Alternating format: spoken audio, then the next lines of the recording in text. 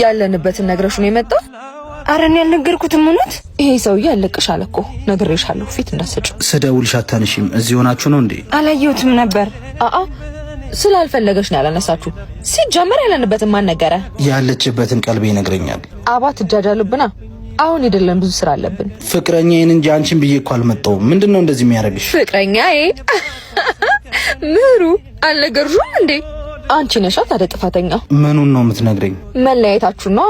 እስከ ዛሬ ድረስ የቀለድክባት ይበቃልሽ። አሁን የሚሆናትን ሰው አግኝታለች። እሱን ቀጥራ እየጠበቀች ነው። ምን? እውነቷን ነው? አዎ ይዙ፣ እስኪ ተለያይተን እንሞክረው። የኔም ልብ ሳይሸፍት አልቀር። ካንተ የተሻለ እሱ ላይ ብዙ ነገር አይቻለሁ። እሺ ይቅናሽ። ለሌላ ጊዜ ግን የራስሽን ሰው ተናግረሽ ለተናጋሪ አሳልፈሽ አትስጪ። ከዛ በፊት ግን አንድ ስልክ ልደውል። እዛ ጋር ሄደ መደወላችን ሰው እየጠበቅን ነው አልነህ እኮ። ምንድነው? እኔ ነበርኩ ሳወራሽ የነበርኩት። እዚህ ሬት ያልሽው እዛ ማር ሆኖ ታይሽ አይደል? ፍቅር መጀመር ሳይሆን መዝለቅ መቻል ነው። እሺ ይዙ፣ ይቅርታ። ይቅር ብዬሻለሁ። እና ወዴት ነው ትታይ የምትሄደው? የተውሽኝማ አንቺ ነሽ። እኔ ግን ቀንና ሰው ቆጥሮ ወደማይለየኝ ወደ እግዚአብሔር ቤት ነው። ሴቶች ተጠንቀቁ፣ እንደዚህ አይነት ወንድ እንዳያጋጥማችሁና እንዳይሸውዳችሁ።